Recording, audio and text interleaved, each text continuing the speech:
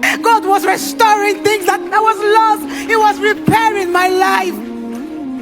I woke up to take my medication more. I try to do like that because this is how I do. Anytime the pain comes, I will do like that. I am the example of that prodigal child. That child that has come back to God. That child that has said, never again.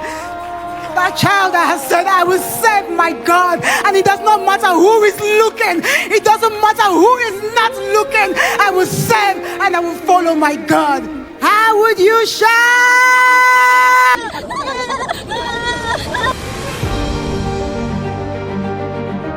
27 years. That's how long one woman said a habit controlled her since she was 13 years old. Not a bad week, not a rough month. 27 years. And then, one Sunday, in front of a packed church and thousands watching online, she stood up and said, "It's over. This isn't a sermon. This isn't gossip. This is a story about something every single one of us has wrestled with.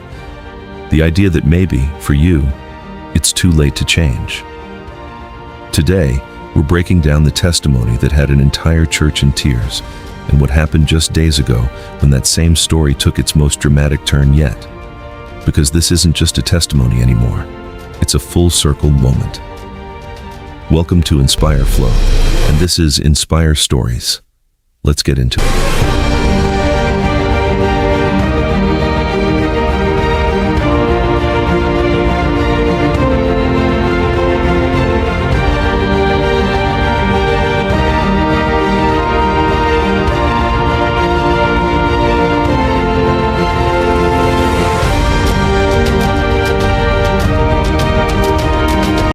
So here's the context for anyone who didn't see this live. Nollywood actress Tonto Dikeh, someone Nigerians have watched on screen for almost 2 decades, stood before the congregation at Streams of Joy International during Pastor Jerry Ease's new season prophetic prayers and declaration service. This wasn't a scripted interview. This wasn't a PR statement. By most accounts, she almost didn't go through with it, reportedly hesitating because of what it might do to her public image. Think about that for a second. A woman with millions of followers, decades in the public eye, nearly talked herself out of telling the truth because she was scared of being judged. That right there is worth sitting with. Because if she was scared, imagine how many people watching at home have a version of that same fear. She described starting to smoke at just 13 years old. Look, standing before you here is a girl who is a chimney. You know what a chimney is? Constant smoke. It just they do puff, puff, puff, puff, puff. That's what the devil did to me. I smoked since I was 13. Something she linked back to growing up around a parent who smoked. And she used that moment to say something a lot of parents need to hear. Habits don't stay contained. What you normalize at home doesn't just disappear when your kids grow up. It follows them. By her own account, that habit didn't last a year or 5 years. It lasted 27, and it wasn't alone. She spoke about alcohol, about anger that had built up over time, about struggles most people would never admit to a room full of strangers, let alone a live-streamed church service watched by millions. In 40 years of my life, trying to survive this wicked world, trying to navigate this world on my own, I had soiled my hands. I had put my hands on altars. I had worshipped altars. I have stayed in altars I do not belong in. Altars that my spirit was bigger than. Altars that God never ordained for me. Here's what stands out to me. She didn't sanitize it. She didn't give the polished, comfortable version of her story. She gave the real one, including the parts that weren't flattering. That's rare. Most of us, when we finally talk about our struggles, we edit ourselves. We soften it. We give the version that makes us look like we were always mostly fine. She didn't do that. And that's exactly why it hit people so hard. Now here's the part I want you to actually think about, not just watch. By her account, the shift didn't come from willpower alone. It came from a decision. A moment where she says she essentially told God, "I can't carry this and also try to live differently."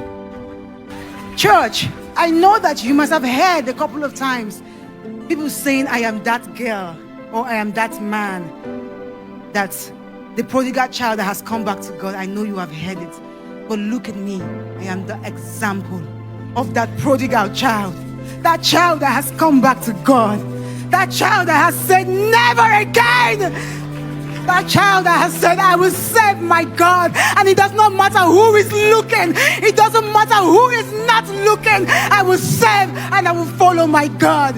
Something has to give. Whether or not you share her faith, notice the mechanism here, because it's universal.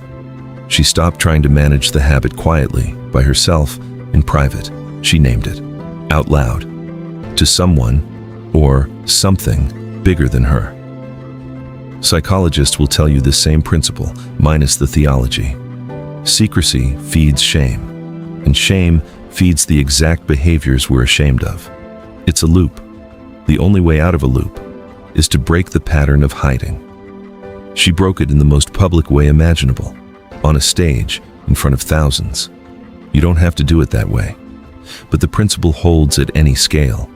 The thing you're most afraid to say out loud is very often the thing you most need to say out loud.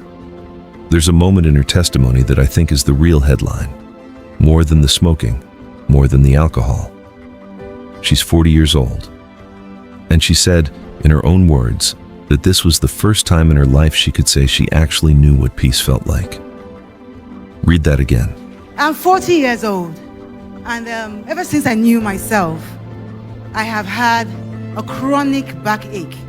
It's so terrible. The backache was so terrible. In fact, almost all the spas in Abuja know me for that girl that has that back problem. And if you massage her, if you massage her, it's just 10 minutes, you give her relief. We all know her. 20 years, I'm talking about 20 years. God was restoring things that was lost. He was repairing my life. I woke up to take my medication. I realized that there was no pain anymore. I realized there was no pain anymore. I tried to do like that because this is how I do. Anytime the pain comes, I would do like that. I just like you had a snake in your body. That's how I would creep. I tried to do that. There was no pain, and I'm standing here with you, speaking to you today. I am pain-free, and we are talking about 20 good years. 40 years of achievement, fame most people will never touch, a public life most people would envy from the outside, and by her own admission, no real peace, until now. That's the part I want you to sit with, because I think a lot of us are chasing the wrong fix. We think peace comes after the achievement, after the money, after people finally see us the way we want to be seen. Her story suggests something different. Peace isn't a reward you earn from external success. It's what's left over once you stop carrying something in secret. So let's talk about the actual theme here. Second chances.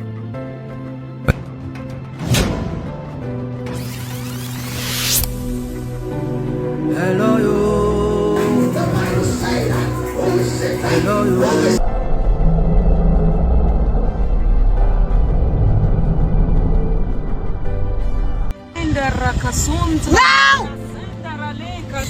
Now!